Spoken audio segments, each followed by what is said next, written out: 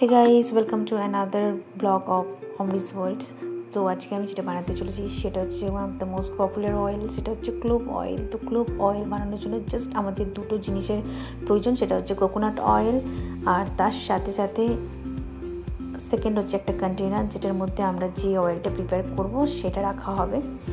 আর তার সাথে অবশ্যই এই সেকেন্ড জিনিসটা সেটা হচ্ছে ক্লোভ বা লবঙ্গ। এই কোকোনাট অয়েল এবং ক্লোভ দিয়েই তৈরি হবে এই ক্লোভ অয়েল। তো বানানোর প্রসেসটা তো খুবই ইজি, জাস্ট দেখতে থাকো। তো প্রথমে এই যে ক্লোভ আমি মোটামুটি এখানে তোমরা বলতে পারো 3 টেবিল স্পুন মতো লবঙ্গ ব্যবহার করব। বলতে পারো তোমরা 40 থেকে 50 ml কোকোনাট অয়েল ব্যবহার করছি টোটাল, আর তার সাথে 3 টেবিল স্পুন ক্লোভ ব্যবহার করছি। এটা হচ্ছে মোটামুটি আমার মেজারমেন্ট। তো এই দেখো ক্লোভগুলো নিয়ে আমি ভালোভাবে শিলনোড়াতে বেটে নিচ্ছি। আমি এখানে মিক্সচার ব্যবহার করছি না, কারণ মিক্সচারে খুব একটা ভালোভাবে গ্রাইন্ডটা হচ্ছিল না। তো শিলনোড়াতে যতটা সম্ভব পারবে ততটা মিহি করে এটা বেটে নেবে। এবার এই লবঙ্গগুলোকে একটা কন্টেনারের মধ্যে, যে কন্টেনারটা আমি দেখালাম সেটার মধ্যে ট্রান্সফার করে নেব। এবং তারপর এই যে কোকোনাট অয়েল তোমরা দেখতে পাচ্ছ সেটার মোটামুটি এখানে ছিল মোটামুটি 30 ml থেকে 35 ml ছিল। তো আমি সেটা এখানে ঢেলে নেব। আমার এটা ঢালার পরে মনে হয়েছে যে একটু কোকোনাট অয়েলটা কম হয়ে গেছে, সেই জন্য আমি পরের দিন আবার কোকোনাট অয়েল অ্যাড করেছিলাম। মোটামুটি আর একটা ছোটো কৌটো এনে সেটার মধ্যে মোটামুটি আরও 15 ml মতো ছিল, মানে টোটাল 35 + 15 50 ml মতো কোকোনাট অয়েল আমি ইউজ করেছিলাম।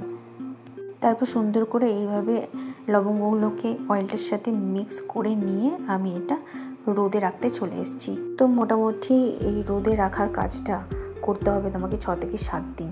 তো 6 থেকে 7 দিন কড়া রোদে দেওয়ার পরে তোমার দেখবে এই যে কৌটোর মধ্যে যে অয়েলটা তৈরি হবে সেটা দেখবে একদম হলুদ টাইপের কালার একটা তৈরি হবে। এই দেখো, দেখতে পাচ্ছ তোমরা নিশ্চয়ই। সর্ষের তেলের মতো গাঢ় কালার হবে না, কিন্তু একটা লাইট ইয়েলো কালার আসবে, ঠিক যেমন তোমরা দেখতে পাচ্ছ।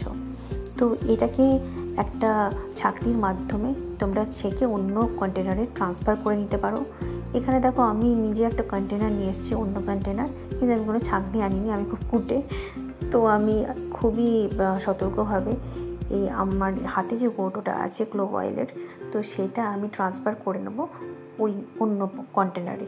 ব্যাস, তাহলে আমাদের তৈরি হয়ে গেল ক্লোভ অয়েল, জাস্ট দুটো ইনগ্রেডিয়েন্টস ইউজ করে। তো এই ক্লোভ অয়েল আমরা কেন ইউজ করব? দেখো, বেসিক্যালি অনেক কাজেই এটাই ব্যবহার করা হয়। যেমন আমরা যেগুলো জানি সেটা হচ্ছে জয়েন্ট পেন রিলিফ দেয়, তো সেটাতে ব্যবহার করা হয়। এছাড়াও ওরাল হেলথের জন্য অনেক ইউজ করা হয় এটা, যেমন দাঁতের ব্যথা, তারপরে হচ্ছে প্লেগ, দাঁতে যে প্লেগ হয় সেটা কমানোর ক্ষেত্রে, এইসব ক্ষেত্রে ব্যবহার করা হয়। এছাড়া স্কিন ইস্যুর ক্ষেত্রে ব্যবহার করা হয়, যেমন অ্যাকনে, মাইনর কাট বা কিছু আমাদের যখন স্ক্র্যাচ হয় সেটার কারণে যে দাগগুলো হয়, তো সেগুলো একটু রিডিউস করার কাজে লাগে। এছাড়াও দেখো ডার্ক সার্কেল এইসব কমানোর ক্ষেত্রে আর কি ব্যবহার করা হয়ে থাকে।